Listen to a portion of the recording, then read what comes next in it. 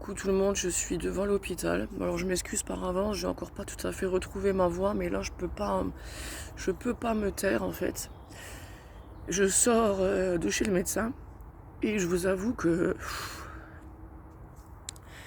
je viens vraiment de m'effondrer en fait dans son cabinet. Moi, en fait, je sors de chez l'hématologue oncologue puisque je suis suivie en service d'hématologie et d'oncologie pour une maladie de la moelle osseuse qui est classée dans les cancers du sang chroniques. Maladie que j'ai depuis très très longtemps, mais qui évolue en phase en fait, par phase. Et donc j'avais pendant 20 ans, j'ai eu une phase qui était inexistante. Et suite à différents traumatismes, je suis passée à une autre phase qui est bien plus compliquée à gérer. Et j'ai débuté des traitements cette année. En début 2024, on m'a fait des saignées, donc on m'a retiré du sang. Après ça, on m'a donné de la chimiothérapie orale. Et après ça, en même temps que la chimiothérapie orale, j'ai eu des piqûres. Des piqûres qui sont habituellement données aux personnes qui ont un grave problème au foie, aux personnes qui sont traitées pour des hépatites. Ils se sont rendus compte très vite. Oui. L'oncologue pensait que j'allais avoir la chimiothérapie en même temps que ces piqûres pendant des mois, mais ils se sont rendus compte très vite que la chimiothérapie était trop. Donc on me l'a supprimé, ce qui fait que très vite j'ai finalement eu une piqûre par semaine. Et puis après j'ai osé prendre le taureau par le corne au vu de mes résultats sanguins qui étaient bons, et j'ai demandé qu'on passe à 2 piqûres par semaine. Et l'hématologue oncologue a accepté, et j'étais déjà tellement ravie.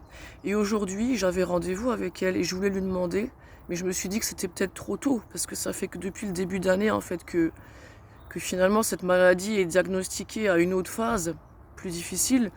Je me suis dit, je voulais lui demander aujourd'hui qu'on passe à une piqûre pour toutes les 3 semaines. Et je me suis dit, Diana, là tu exagères, mais qui ne tente rien n'a rien. Et donc je lui ai dit, écoutez, j'aimerais, avec tous les effets secondaires que j'ai, j'aimerais qu'on passe à une piqûre toutes les 3 semaines. Et là elle m'a répondu, mais on va pas passer à une piqûre toutes les 3 semaines. On va passer à une piqûre toutes les 4 semaines. Vous n'aurez plus qu'une piqûre par mois parce que vos résultats sanguins sont excellents et vous avez énormément de chance parce que beaucoup de gens mettent plus d'1 an à réagir en fait à ce traitement, et vous avez réagi en quelques semaines. Donc voilà, en fait, au bout de 3 mois de traitement, eh bien, je passe déjà à une injection par mois, alors que chez d'autres, parfois, ça prend 1 an ou 18 mois pour arriver en fait à ce genre de situation. Et donc aujourd'hui, je peux pas croire, si vous voulez, je suis désolée, là, je suis très très émue, je peux pas croire en fait que toutes les prières que je peux faire, que tous les soins énergétiques que je peux me faire très régulièrement n'agissent pas. Moi, je pratique le Lao Chi 13e octave. C'est une canalisation de l'énergie universelle comme le Reiki. Et il se trouve en fait qu'on sait que cette méthode de soins énergétiques agit sur les traitements médicamenteux en cours. Et là, honnêtement, j'ai pas d'autre explication possible. Je ne sais pas quoi trouver d'autre comme explication. Qu'est-ce qui fait que moi, au bout de 3 mois de traitement, je passe à une injection tous les mois, là où d'autres attendent des mois, des années, voire plusieurs années.